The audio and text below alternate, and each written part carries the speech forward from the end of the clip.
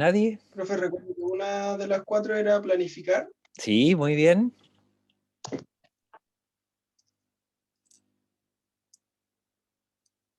¿Alguien más que siga con el resto? Organizar, Sí, dirigir y controlar. exacto. Perfecto. Efectivamente, esas son las cuatro grandes, se pueden agrupar en esas cuatro grandes funciones, la de la administración de gestión de empresas. Y dijimos que a nivel de planificar, que es como la primera por donde parte todo, teníamos tres niveles de planificación. Un nivel estratégico, un nivel táctico y un nivel operativo. La estrategia es de largo plazo, proyecta los grandes desafíos de la organización, nos, nos muestra dónde en realidad queremos estar en el futuro.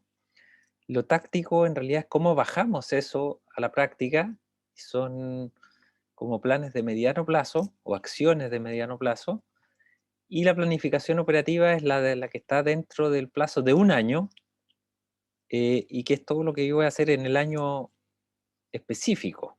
Entonces, generalmente son los planes operativos los que desarrollamos todos los años la gente que administra y dirige empresas. Y luego de eso entramos ya de manera más fuerte a lo que era el tema de la planificación estratégica. Y vimos efectivamente un poco qué es lo que es la estrategia, eh, cuáles son los distintos un poco enfoques de la planificación estratégica. Hablamos de Michael Porter como de la estrategia moderna y la estrategia competitiva. Vimos temas del marco estratégico, que es un poco la visión, misión de la empresa, el slogan, la, eh, los valores, y después vimos las herramientas que nos permiten hacer los análisis para construir este marco estratégico, esta misión, visión y slogan un poco, y ahí conversamos de la cadena de valor, que permite en realidad principalmente analizar o detectar nuestra ventaja competitiva. Si se acuerdan qué es lo que es ventaja competitiva, no es aquello en que somos buenos, es aquello en que somos los o las mejores. Eso es una ventaja competitiva, por eso es un trabajo bien arduo identificarla, porque no es cualquier cosa que hacemos bien, es en lo que somos los, las mejores. Eso es muy, muy importante. Eh, También después vimos la herramienta de las 5 fuerzas de Porter, que nos permite hacer el análisis externo, y este se llama el análisis de entorno competitivo o de análisis de la industria, y que son 5 grandes fuerzas que permiten diagnosticar el atractivo de esa industria. Industria, este conjunto de empresas o organizaciones que desempeñan labores similares. En términos estrictos, la definición dice son todos aquellos que producen bienes que son sustitutos cercanos unos de otros. Y estas 5 fuerzas están caracterizadas por la rivalidad, la intensidad de la rivalidad entre competidores, o sea, qué tan fuerte están luchando entre los actores que ya están en la industria. Después tenemos la amenaza de sustitución, o sea, cuán posible es que exista un sustituto que desplace nuestra empresa. La amenaza de nuevos entrantes, o sea, qué tan atractiva es esta industria para que otros estén entrando, porque eso le resta atractivo. Si muchos están tratando de entrar, obviamente es poco atractiva para mí estar ahí, la competencia va a ser muy intensa. Y el poder de negociación de los compradores y el poder de negociación de los proveedores. Estos actúan de la misma forma, pero en distintos puntos. Entonces aquí veíamos que efectivamente lo más conveniente y una empresa, una industria en esa fuerza es atractiva cuando son muchos compradores.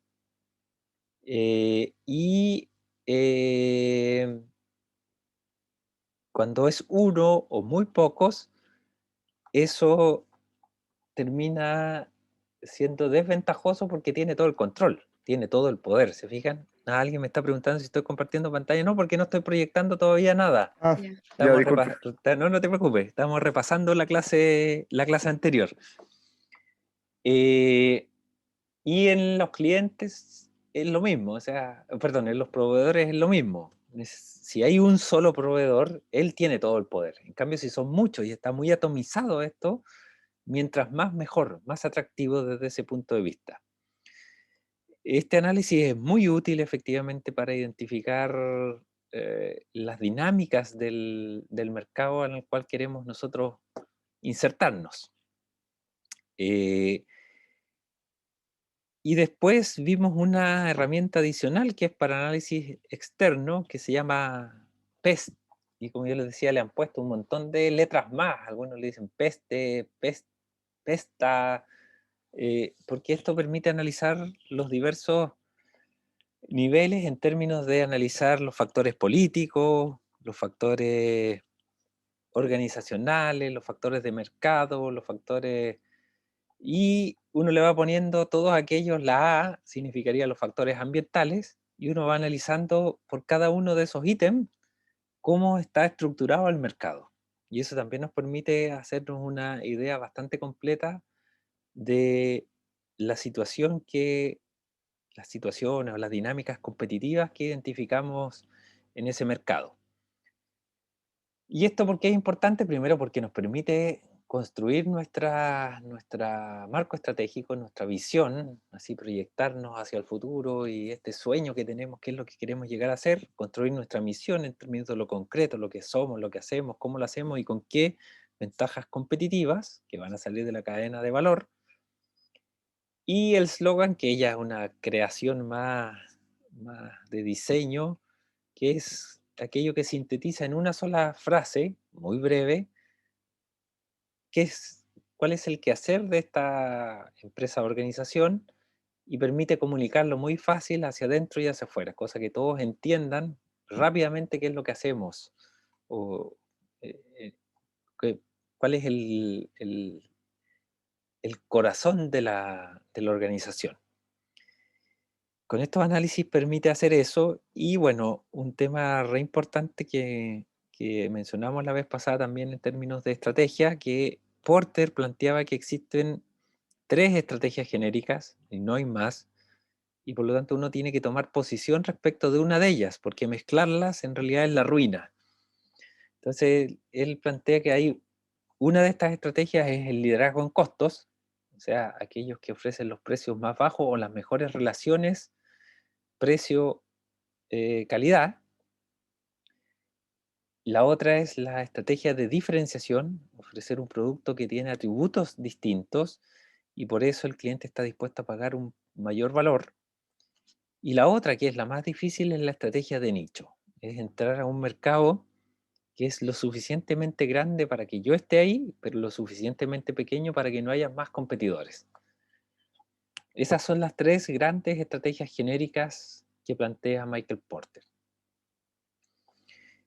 Ahí quedamos la clase pasada. Vuelvo a preguntar, dudas, consultas de esta materia. Porque ahí vamos a entrar en materia de hoy día, que vamos a ver un par de herramientas que nos permiten, más que nada, enfocarnos en el cliente, llegar al cliente, provocar el consumo o el uso de nuestros productos o servicios por parte de los clientes. Y luego vamos a pasar ya a un tema distinto que tiene que ver con la organización, que es la segunda gran función de la administración. Vamos dejando esta planificación de largo plazo, entramos a lo que es organización. Dudas, consultas.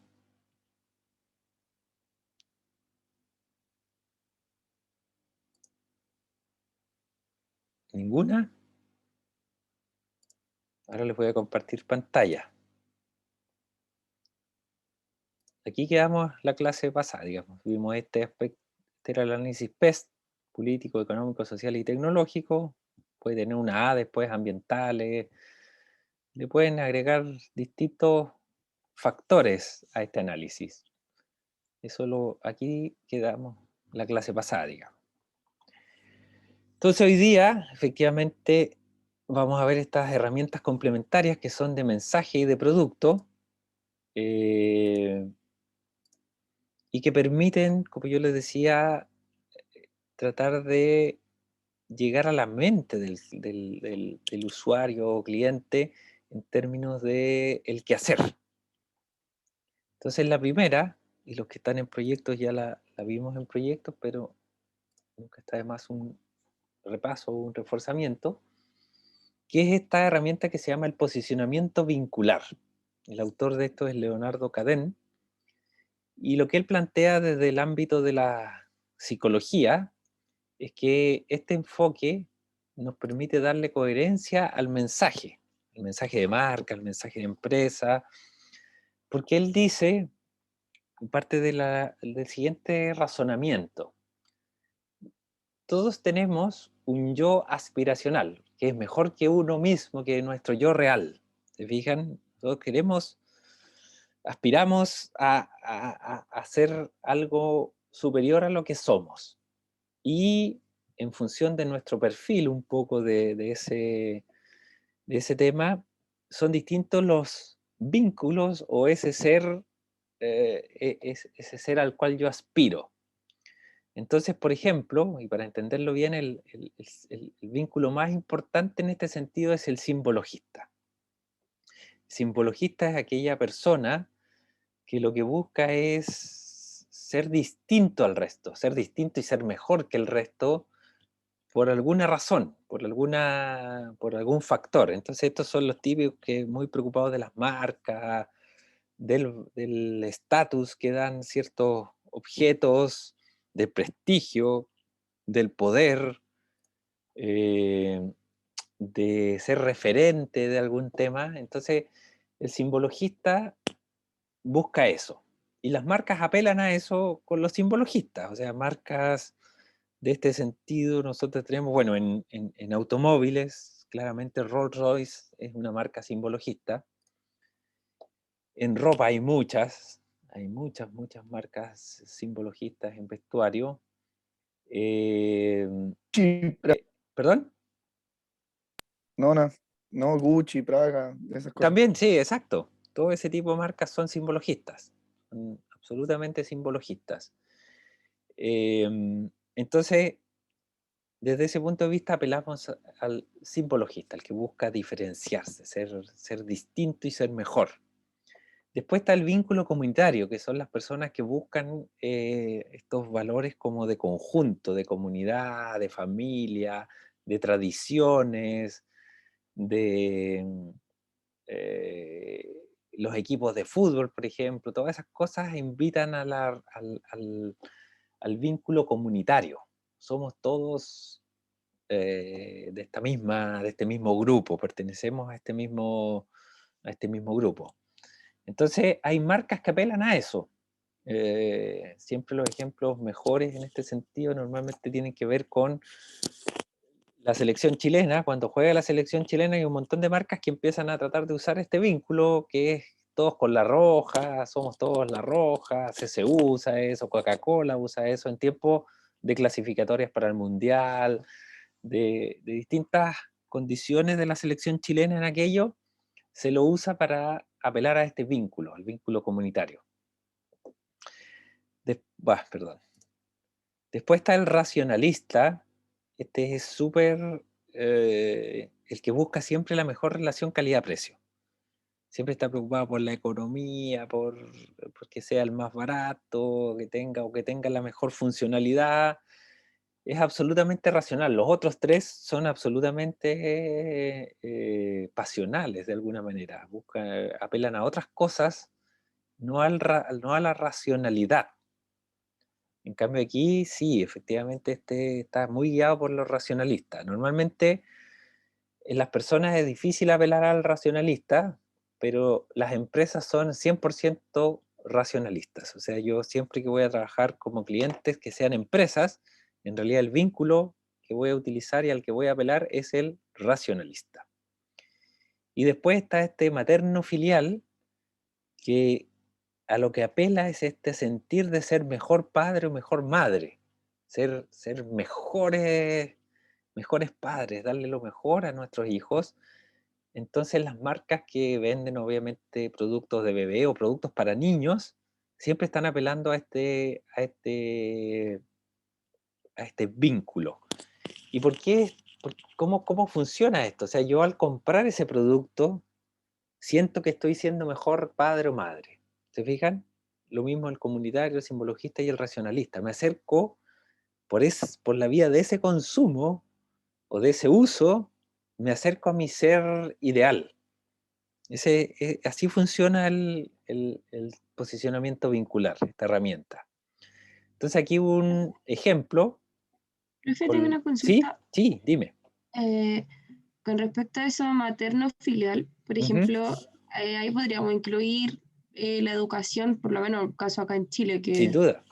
no sé, para mí la educación también es una empresa, entonces, ¿se podría incluir en ese o está dentro de otro tipo No, de vínculo? está bien, está bueno el análisis, está bueno, sin duda la educación, a ver, ahí podemos entrar en un tremendo análisis, porque podemos entrar a distintos niveles, pero si tú ves y analizas lo que pasó en Chile y cómo se fue debilitando la educación pública en función de las políticas que implementaron los gobiernos post-dictadura, fue también un tema que apeló a este vínculo, digamos, no conscientemente, esta herramienta no la usan muchos. No es que todos manejen esta herramienta, pero esta sirve mucho para hacer análisis como el que tú acabas de exponer. En esos tiempos, digamos, había buena educación pública en general, pero se empezaron a abrir estos colegios particulares pagados y particulares subvencionados. Y las personas empezaron a interpretar, de alguna manera, que la educación ahí era mejor. Y por lo tanto, efectivamente, y ellos, buscando lo mejor para sus hijos, migró mucha matrícula del sistema público a los sistemas privados o semiprivados, debilitando después la educación pública a esos niveles, pero efectivamente movidos por este vínculo de sentirse mejores padres, porque obviamente lo que un padre siempre le quiere dejar a su hijo es la mejor educación, para que tengan las mejores herramientas para desempeñarse en la vida. Entonces, sin duda que apela a ese vínculo, sin lugar a dudas que apela a ese vínculo. Vale, profe, gracias.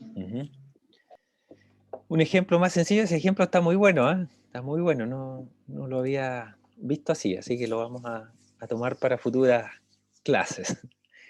Pero aquí tenemos uno para la industria de los supermercados. Si ustedes se fijan, el racionalista es el líder, porque el líder apela a los precios bajos siempre, a la mejor relación calidad-precio, a pesar de que ello signifique una menor oferta, menor variedad de productos, pero sí a los productos más baratos de alguna manera. Ese es el vínculo que usa líder. Después tenemos el simbologista, que es Jumbo. Jumbo tiene un pool mucho más sofisticado de marcas, tiene mejores locales, y por lo tanto los precios son mayores. Entonces está apelando al simbologista. Y el comunitario, aquí al menos en Valdivia, en Temuco y todo, es esta cadena pequeñita de supermercados, el Trébol. Y si ustedes se fijan en su propio eslogan ahí, tu super vecino, está apelando a esta comunidad. O sea, yo estoy en tu barrio, somos como los mismos, somos la misma tribu, la misma comunidad. ¿Te fijas? El Trébol apela a eso. ¿Qué es importante de aquí?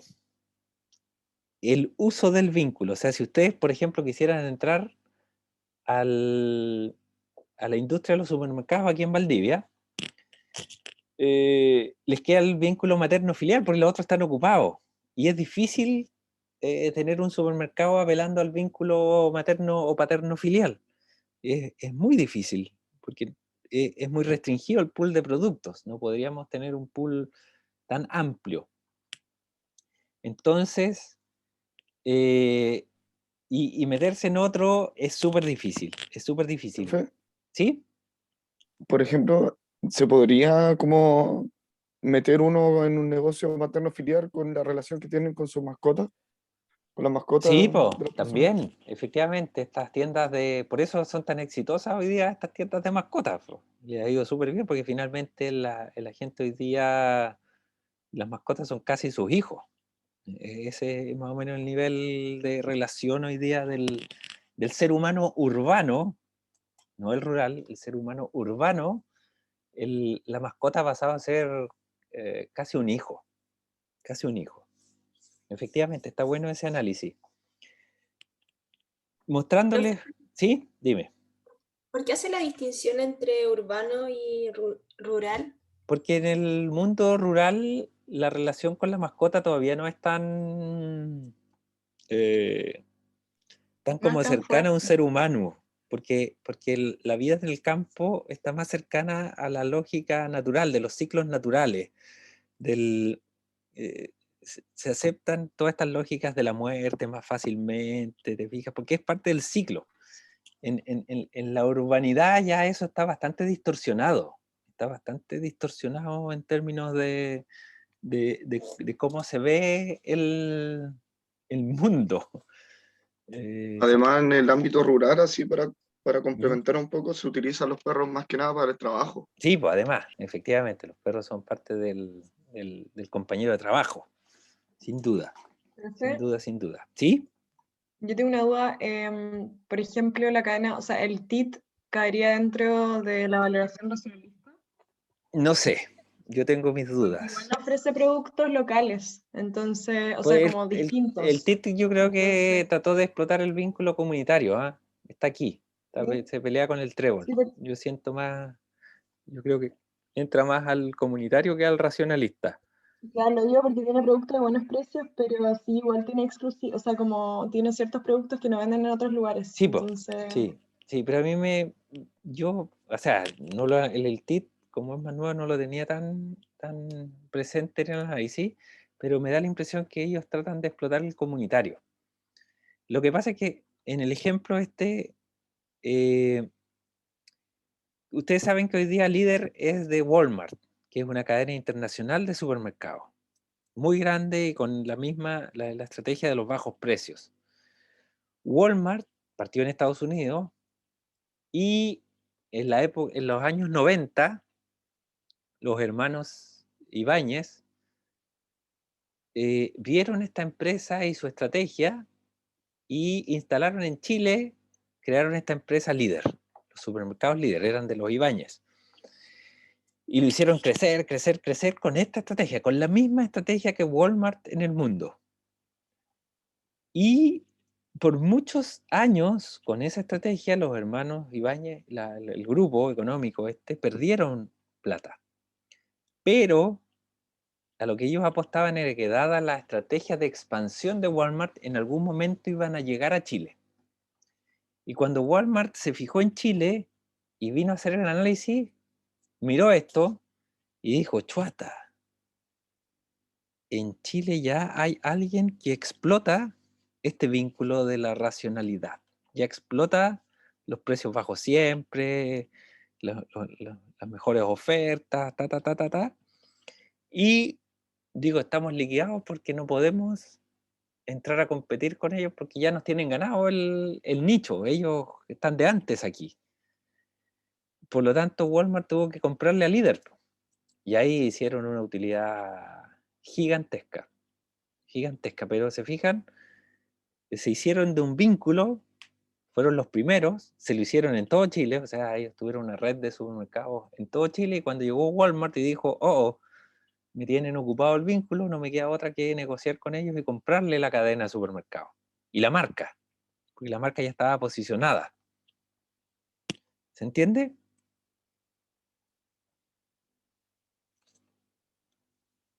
Ese es un ejemplo, digamos, en esta industria grande, de los supermercados grandes, de las cadenas nacionales. Vamos a la siguiente. Bueno, eso respecto del posicionamiento vincular.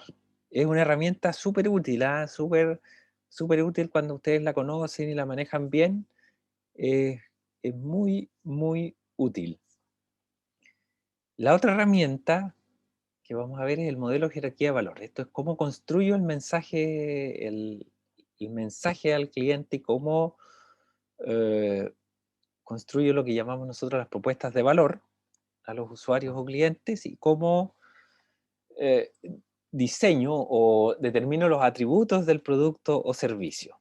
Entonces, esto parte efectivamente un poco de los atributos, las consecuencias, o sea, qué es lo que genera esto en el cliente y cómo apela eso al estatus final deseado del usuario o cliente.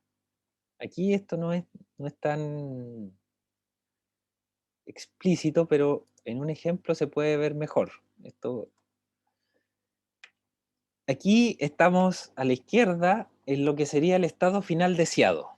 Y este es un ejemplo hecho para la carrera que ustedes estudian, Ingeniería en Conservación de Recursos Naturales. Lo pueden criticar absolutamente porque esta es una propuesta simplemente, pero aquí en el estado final deseado uno trata de meterse en la cabeza del usuario y decir en realidad sí, ¿por qué vino a estudiar aquí? ¿Qué es lo que busca al estudiar en esta universidad y en esta carrera? Y bien, entonces uno aquí puede hipotetizar y decir que, bueno, ustedes vienen a la Universidad Austral de Chile a estudiar Ingeniería en Conservación de Recursos Naturales para sentir que en realidad aportan a la conservación del planeta. Identificado eso, uno va a las consecuencias y dice, esto está en el ámbito de la persona, del usuario, y ahora está en el ámbito mío, como universidad en este caso. Una consecuencia es que busca formación que nosotros podemos ofrecer para darle respuesta a ese estado final deseado, una formación profesional de excelencia. También le podemos dar una alta vinculación le podemos ofrecer una alta vinculación con el medio y un contacto directo con los recursos naturales. Y ahora, ¿cuáles son? Si yo abro aquí, hago un zoom en formación profesional de excelencia, ¿cuáles son los atributos? ¿Qué cosas específicas ofrezco yo? Bueno, docentes de excelencia, un cuerpo docente con un nivel de perfeccionamiento muy alto, muchos haciendo importantes investigaciones, aportando con nuevo conocimiento, etc. Infraestructura de laboratorios, innovación curricular, esto que se adaptan los currículos en la medida que hay cambios en el entorno. Esto era una propuesta de hace un par de años que no prosperó mucho, pero era ofrecer títulos intermedios, eso no prosperó, y el cultivo de la persona completa, esto en el sentido de cuando uno estudia en una universidad compleja como esta, en realidad tiene exposición a muchas disciplinas, porque conoce gente de otras carreras, entonces se da una mucho mayor formación en términos de distintos ámbitos del conocimiento o de las relaciones sociales. Entonces, se busca también, o sea, lo que puede ofrecer la universidad es esto, el cultivo, de alguna manera, la persona completa.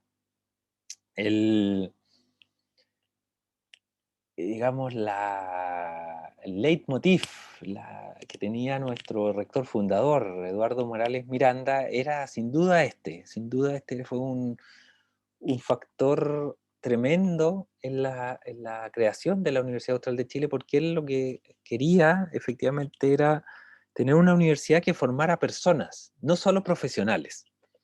¿Y eso por qué? Porque él era médico, él había entrado a estudiar a la Universidad de Chile y él cuando entró a estudiar ahí sintió que lo único que hacían era formar lo que él llamaba técnicos bárbaros, o sea, personas muy capaces en la técnica, pero muy desconectados del ser humano, del ser persona. Se retiró de ahí y se fue a estudiar a la Universidad de Concepción pensando que en la Universidad de Concepción iba a encontrar otra cosa. Para su desilusión, encontró lo mismo, solo que tuvo la suerte de encontrar un tutor con alma de filósofo, que lo guió en toda su formación profesional. Entonces, además de él aprender la técnica, con este señor discutía de temas de filosofía, de arte, de cultura, todos los fines de semana. Entonces, él ahí completó la formación que él buscaba. Y cuando se creó la Universidad Austral de Chile, él la creó con 3 facultades técnicas fundadoras, que era veterinaria, agronomía y forestal, y una facultad transversal que se llamaba Facultad de Estudios Generales, en que todos los estudiantes tenían que pasar por ahí, era parte del currículum obligatorio de las carreras, no era optativo, y ahí estaban todas estas disciplinas de arte, baile, filosofía, y eran parte del currículum obligatorio. Y otro atributo, un modelo semipresencial de educación, que esta era una propuesta, y que ahora, bueno, en vez de ser semipresencial es absolutamente no presencial de educación en este caso de la pandemia. Pero lo que nos va a llevar efectivamente a una vuelta en que ya tampoco vamos a volver a un modelo como era antes. Yo creo que ahí sí vamos a estar, cuando pasen ¿cómo que se llama? Los temas de la pandemia, las fases críticas, vamos a volver a un mundo, no solo en esta universidad, en toda la universidad, un modelo más semipresencial de educación. En vinculación con el medio, de esta consecuencia, ¿cuáles podrían ser los atributos? Una alta variedad de actividades extracurriculares, vínculos con empresas, instituciones gubernamentales y ONGs, y programas de intercambio nacional e internacional. Luego, en el contacto directo con los recursos naturales, obviamente infraestructura predial. Esto es una ventaja comparativa no replicable que tiene la Universidad Austral de Chile con toda su despliegue predial, que también es muy decidor del espíritu del rector fundador. Él realmente peleó por conseguir donaciones y predios en un principio para que los estudiantes en realidad ejercieran la práctica directa de lo que aprendían en las aulas. Y eso es muy distintivo de esta universidad. Después están las actividades curriculares en el bosque o en estos predios, y las actividades extracurriculares en el bosque o en los predios. Se fijan, aquí hay un modelo de jerarquía de valor que parte desde el estado final deseado de la persona, las consecuencias y los atributos. Uno más sencillo, que es uno real, de un molino en Puerto Montt, que en los años 2000, digamos, entre el 2000 y 2010, efectivamente este negocio del commodity de la harina se vio muy perjudicado por mucha entrada de harina extranjera y bajas de precio. Entonces empezaron a mirar qué podían hacer. Y dijeron, bueno, nosotros aquí estamos en la zona salmonera, tenemos la salmonera al lado, hagamos una estrategia que nos permita ofrecer valor a las salmoneras. Y partieron diciendo, a ver, ¿qué podemos ofrecer nosotros? ¿Cuál es el estado final deseado de las empresas salmoneras? Lo mismo que cualquier empresa, son racionalistas y por tanto es mejorar su rentabilidad. ¿Cómo le ayudamos en eso? ¿Cómo? A partir de nuestras capacidades. ¿Con qué consecuencias? Disminución de fino y homogenización, apoyo técnico, capacidades técnicas obviamente para orientarlos, variedad de productos de origen vegetal y disminución de inventarios. ¿Cuáles son los atributos para la primera? Certificación ISO 9001, o sea, gestión de calidad, trazabilidad completa, o sea, con qué semilla se sembró, en qué predio de quién se sembró, cuándo se cosechó, cómo llegó, en qué camión llegó, lo tengo todo claro. Alta segregación, o sea, tengo una variedad de productos, y la certificación de los trigos.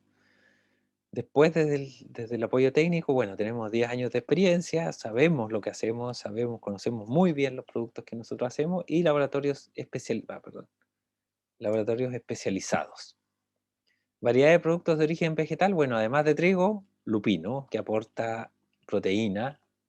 Es muy importante esa mezcla para los salmones, o sea, no solo carbohidratos que vienen en el trigo, sino que además proteína contenida en el lupino.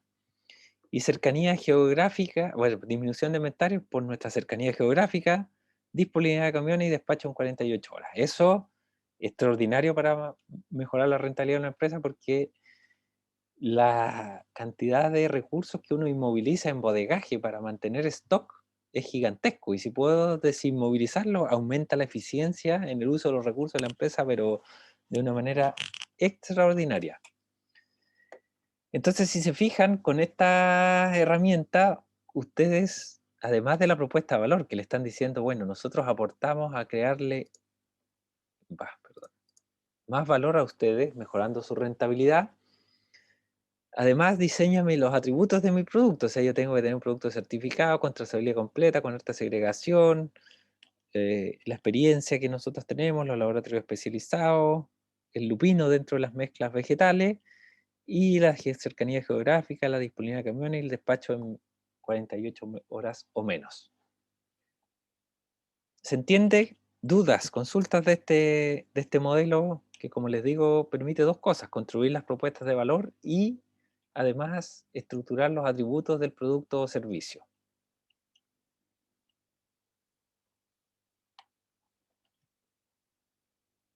¿Ninguna duda? ¿Consulta? Profe, ¿puede repetir lo último que dijo? ¿Para qué usamos el modelo de jerarquía de valor? Por un lado, nos permite construir la propuesta de valor a nuestros usuarios.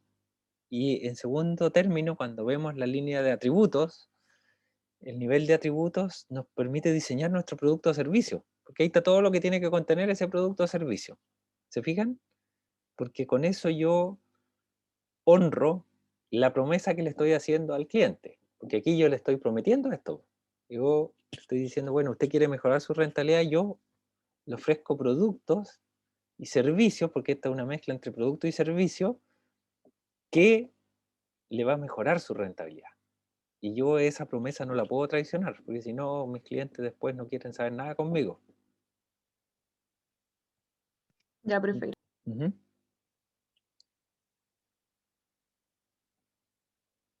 Y ahí pasando un poco a lo que pasa cuando nosotros hacemos bien lo anterior, tanto el mensaje que enviamos respecto del vínculo al que apelamos, como la propuesta de valor que ofrecemos y cómo la honramos, pasa, nosotros podemos generar uno de estos 4 tipos de clientes. En la parte más baja, que es una baja satisfacción y una baja lealtad, tenemos un cliente que nosotros denominamos terrorista, porque este ha vivido una mala experiencia con nosotros o con cualquier empresa, y lo que hace es tratar de destruirla, de desprestigiarla, de hacer todo lo posible para que nos vaya mal. Aquí la regla decía antes que existieran las redes sociales y todo esto, la tasa de pérdida de clientes por un cliente insatisfecho era de 10 a 1. O sea, por cada cliente insatisfecho yo tenía menos 10 clientes. Se migraban 10 clientes desde mi empresa. Hoy día con las redes sociales esto puede ser infinitamente mayor. Entonces, cuidado con generar terroristas. Después está el mercenario, que este es un cliente que nadie quiere, o sea, que no deberíamos atender, porque a pesar de que le hemos dado un buen servicio, él ha usado un buen producto y todo súper bien, tiene una muy baja lealtad. O sea, siempre está probando otras cosas, se está cambiando de marca, está buscando otras cosas. Ese es un mercenario. Ese cliente no vale la pena gastar recursos en él, porque siempre se va a estar cambiando. Después está este, que es el rehén, los rehenes, que tienen una baja satisfacción pero una alta lealtad, y es porque no se pueden ir. Están capturados porque no hay más oferta. Esto, al día de hoy, son los monopolios naturales, por ejemplo, el agua en Valdivia. Aguas décimas, y no tengo más. Y si su servicio es malo, estoy liquidado. Tengo que quedarme ahí, aunque mi satisfacción sea muy baja. Antes eran también rehenes los usuarios de teléfonos móviles, hasta que salió la ley de portabilidad numérica. Antes de eso, éramos rehenes de las compañías de celular. Y después está el que ¿Profe? todos... ¿Sí? Eso de el cliente rehén puede ser, por ejemplo, lo que pasó con la colusión de los confores o lo de los pollos. O sea, ahí hay algo de eso, pero inconsciente, porque tú no sabías que estaba haciendo, digamos, rehén, porque tenías más variedad de productos. O sea, independiente de que tenías las marcas de CMPC, las otras marcas, etcétera, tú te podías cambiar de marca y no sabías, porque eso es lo que pasa con las concesiones, no sabías que te estaban liquidando porque estaban coludidos en los precios.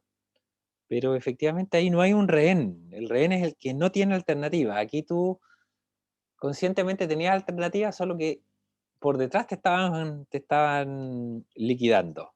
Pero no eran rehenes de una marca. El rehén es el que no se puede salir de ahí, no se puede cambiar. Gracias, profe. Ok. Y bueno, y el último nivel, que es al que deberíamos apelar nosotros, es a crear apóstoles. O sea, son clientes altamente satisfechos. Normalmente el servicio o el producto excede sus expectativas y por lo tanto están muy conformes y son muy leales. Y además se lo dicen a sus conocidos. ¿Se fijan? O sea, además nos traen nuevos clientes. Entonces el apóstol es el cliente deseado. ¿Dudas? ¿Consultas?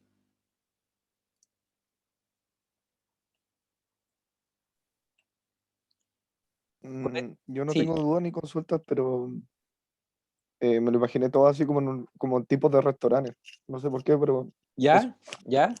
El rehén o el apóstol, ¿cuál te imaginaste con los restaurantes? No, como que todos los ejemplos, Ah, todos los ejemplos, sí, pues pueden todos pueden haber, ser o sea, aplicables.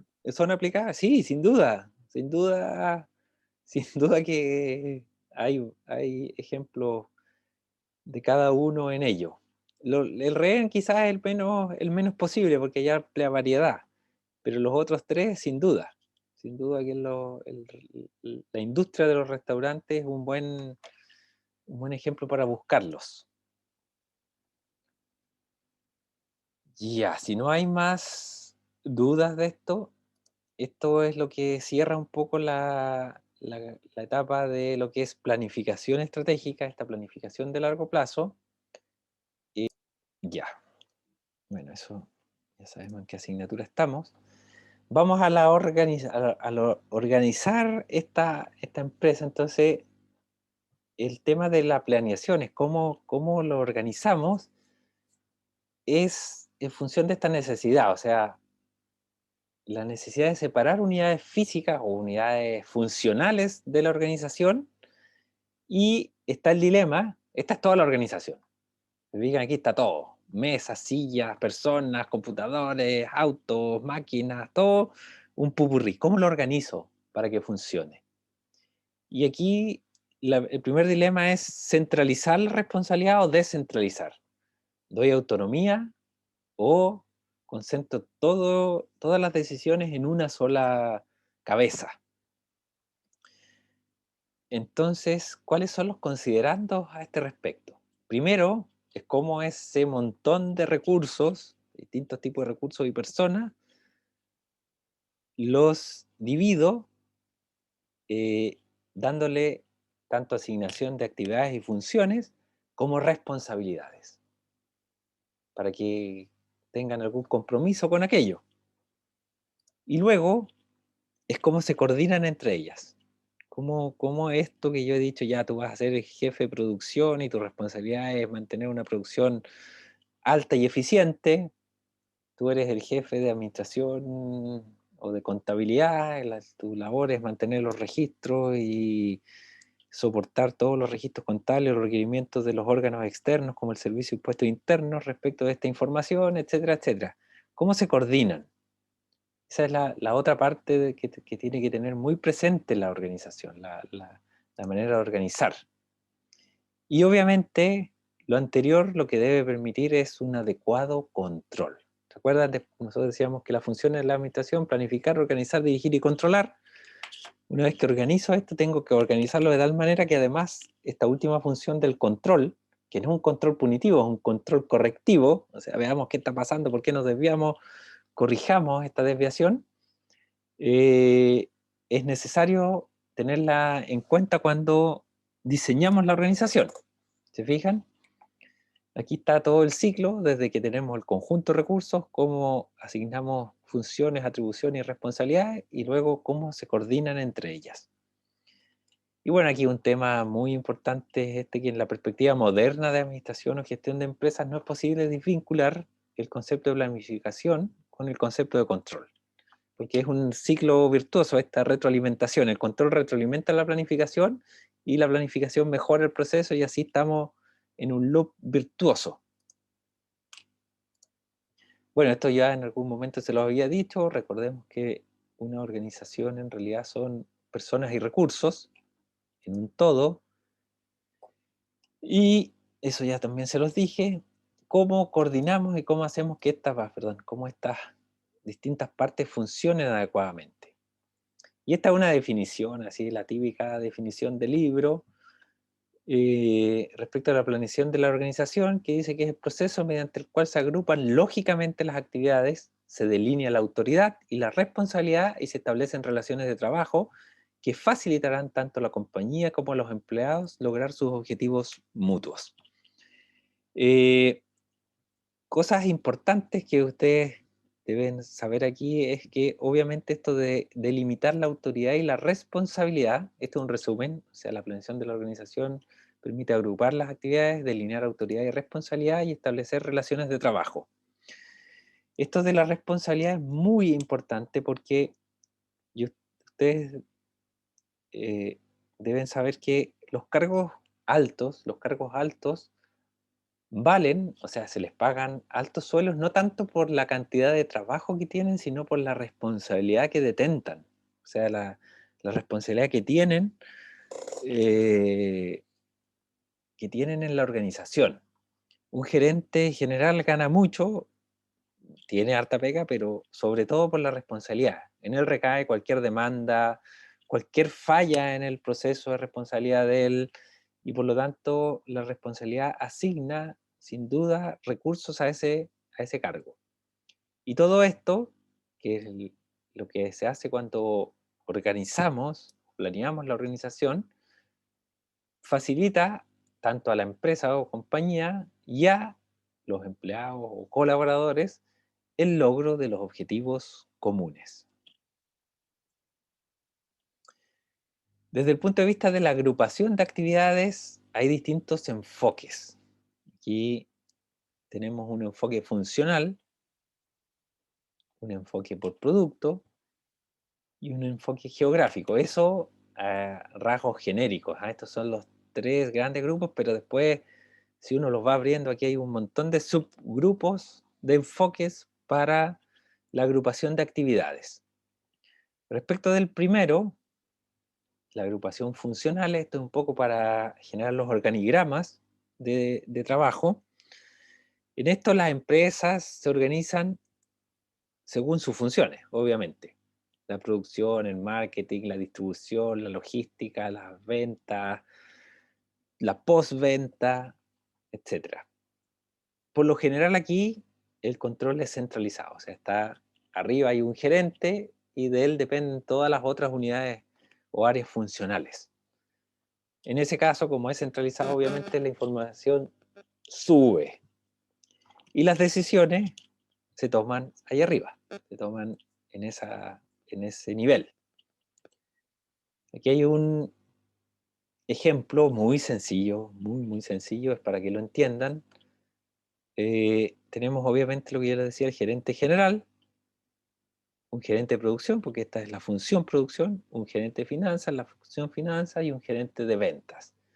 Y todos le reportan a este gerente general, quien es el último que finalmente toma las decisiones. Después tenemos la agrupación por producto o servicio.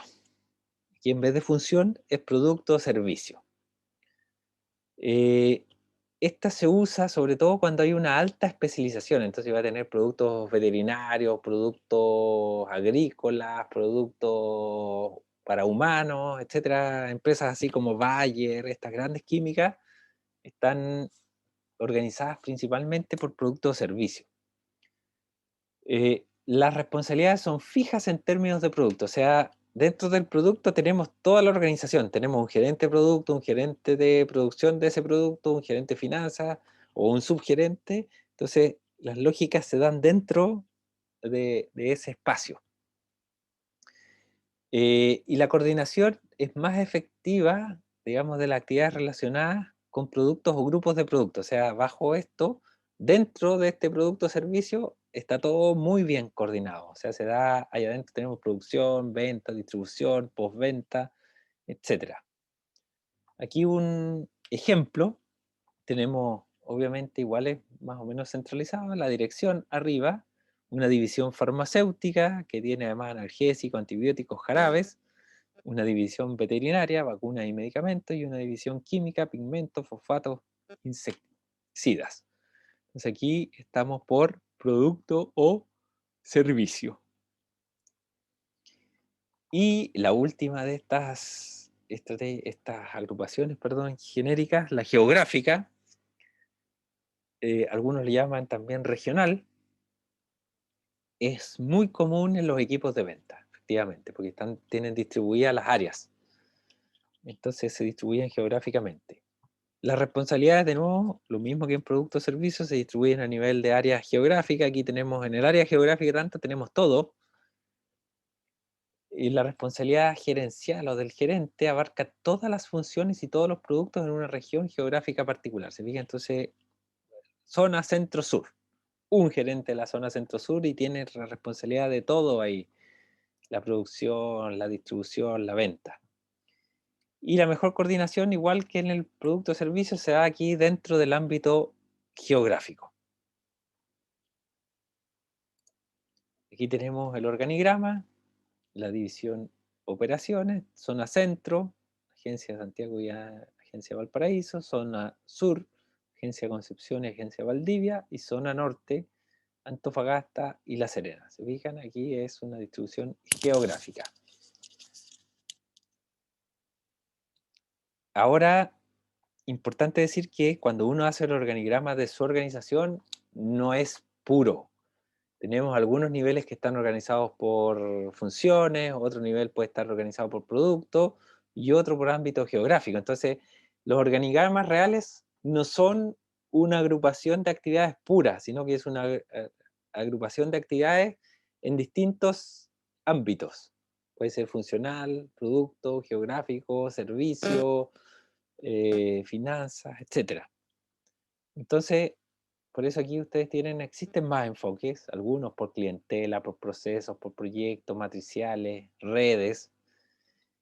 Y efectivamente uno no elige uno, sino que puede aplicarlos más de uno simultáneamente. Aquí hay uno, por ejemplo, por proceso, un departamento de hilado que tiene las distintas entradas del proceso, sección preparación, lavado, cardado, telares, que da algunas salidas, pero eso está dentro de un departamento de hilado que es un proceso.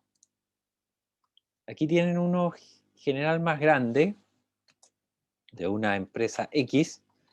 Está el presidente del directorio, el área de control de gestión. Este presidente también puede ser llamado gerente general en este caso, un área de control de gestión, un director de operaciones, un director comercial y un director administrativo. Esto estaría a nivel de las funciones, ¿se fijan?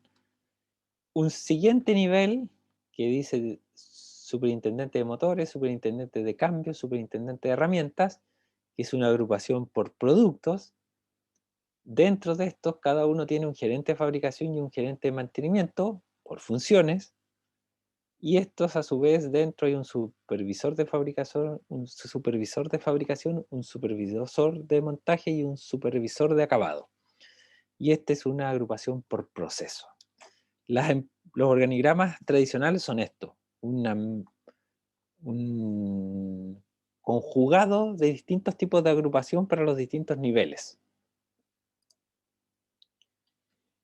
Luego, cuando hablamos al principio de este desafío, cuando uno delinea el organigrama de una organización, distribuye funciones, atribuciones, responsabilidades, y tiene esta disyuntiva entre si es mejor centralizar todas las decisiones o descentralizar, empoderar al resto. En el enfoque moderno, en realidad, la descentralización es deseable. ¿Por qué? Porque la alta gerencia, digamos, este gerente general, este director general, puede dedicar más tiempo a la planificación general, que es lo que yo les decía cuando vimos planificación estratégica. Cuando uno está muy concentrado en la operación, pierde de vista el entorno, pierde de vista lo que pasa a mi alrededor, y cualquier cambio me puede dejar fuera del negocio porque yo no lo percibí y por lo tanto no me pude adaptar a ello. Cuando yo descentralizo y me descargo de un montón de cosas que no son tan necesarias que yo las vea, y además tengo buena gente en la que confío para que las haga, tengo más tiempo para mirar hacia afuera y hacer una planificación general. La toma de decisiones obviamente se distribuye, esto se llama empowerment, o sea, empoderamiento de las personas, y eso tiene la gran ventaja que mejora la motivación, mejora el compromiso de las personas para con la organización. Tercero, mejora el control si el gerente tiene mayor movilidad para correcciones. O sea, esto mismo que permite que mire hacia afuera y vea las cosas, puede estar haciendo benchmark y diciendo, oye, en realidad nosotros aquí no lo estamos haciendo tan bien, veamos cómo lo corregimos o veamos cómo lo adaptamos.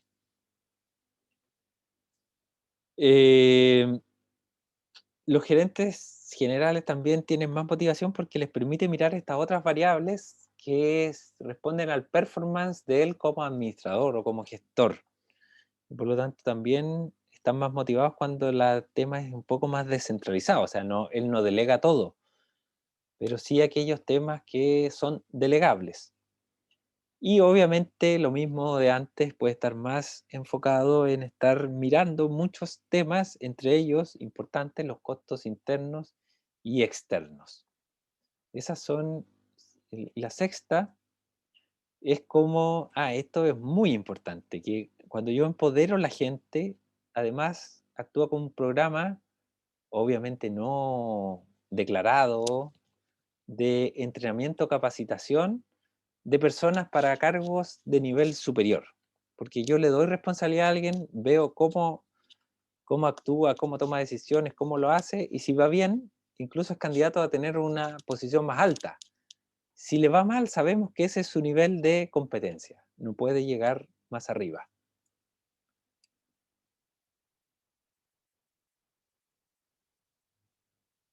¿Se entiende hasta aquí esto? ¿Tienen dudas? ¿Tienen consultas? Esto es la segunda función de la gestión y administración de empresas, o sea, el organizar. ¿Cómo voy a organizar este conjunto de recursos y personas para que funcionen eficientemente y eficazmente? Profe, ¿y esto ¿Sí? se ve solo a nivel de como gerentes? O sea, que veo que menciona todo el rato No, es que lo que pasa es que lo comunicadores. liberas. No, la segunda y la sexta son súper importantes para el resto de personas. Primero el empoderamiento, que te sientes, o sea, yo voy a estar más motivado si a mí me dan responsabilidad que si no, porque lo otro es monótono. Cuando tengo responsabilidad, tengo una motivación mayor. Quiero poder hacerlo mejor. ¿Se fijan? Porque alguien confió en mí, entonces yo tengo que demostrar que me las puedo. Entonces estoy más motivado. Y el sexto, efectivamente, que actúa como un programa de entrenamiento. O sea, yo me voy, como tengo la posibilidad de hacer esto, estoy viendo mis habilidades para tomar decisiones en incertidumbre, cómo manejar personas, cómo hacer todas estas labores de la administración. Y bueno, obviamente me van a evaluar y si lo hago bien, probablemente estoy capacitado para tomar mayores responsabilidades. ¿Aclara eso la duda? Sí, sí, lo entiendo. Gracias. Qué bueno.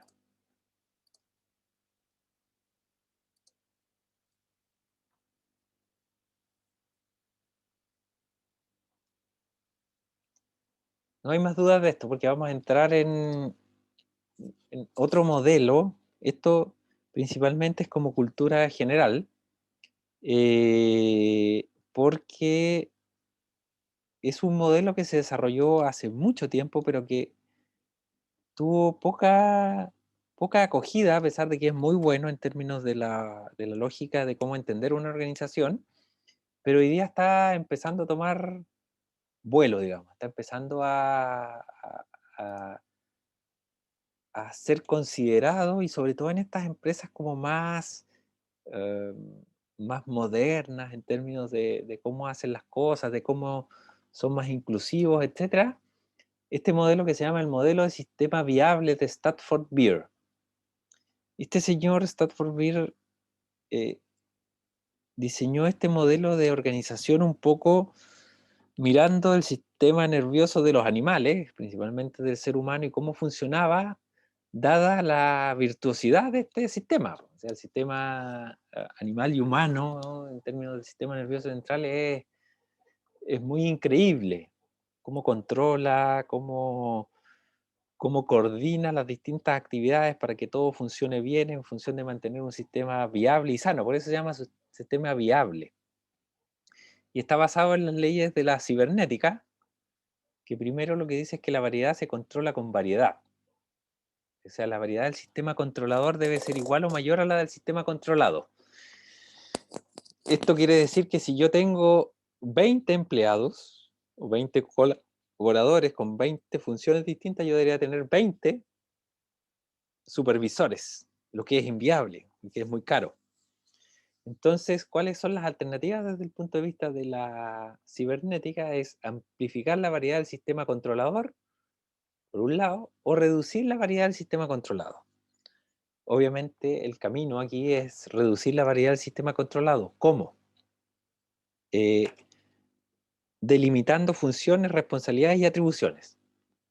Si yo a todos les doy las mismas atribuciones que tiene el gerente general, las mismas responsabilidades, todo, es un caos completo, imposible de controlar. En cambio, si yo ya les delimito funciones, responsabilidades, estoy reduciendo la variedad del sistema controlado y por lo tanto puedo controlarlo con un sistema más pequeñito.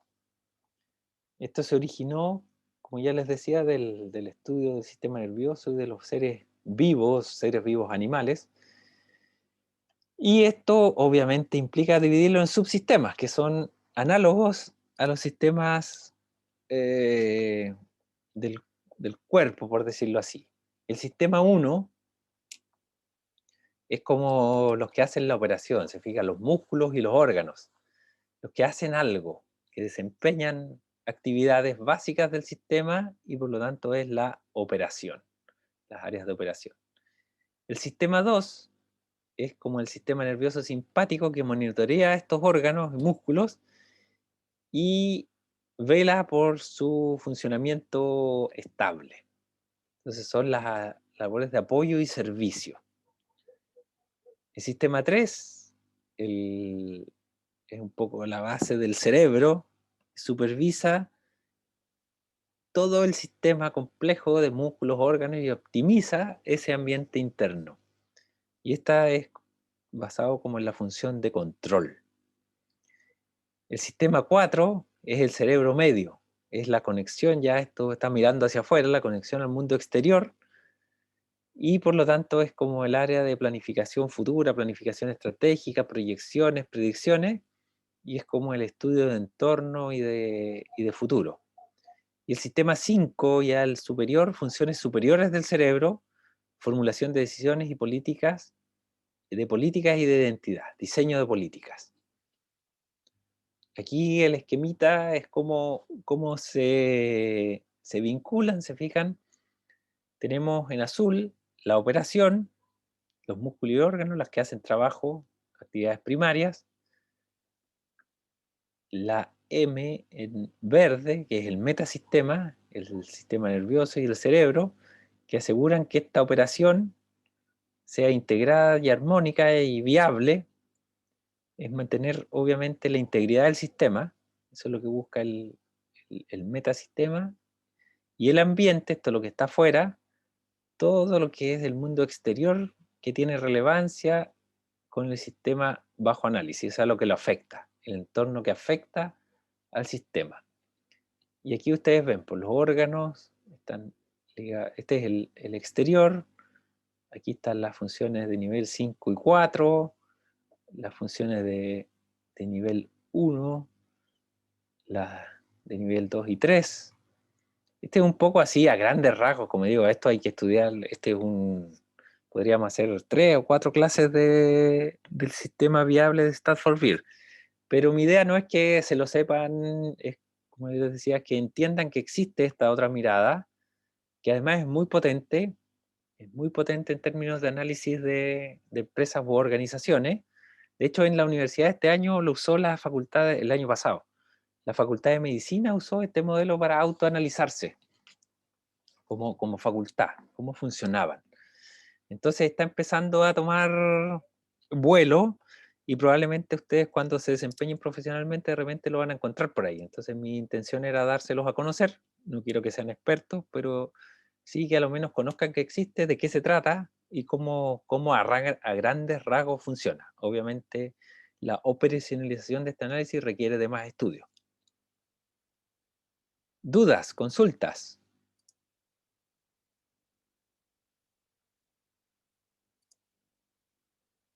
¿No hay dudas? ¿No hay consultas?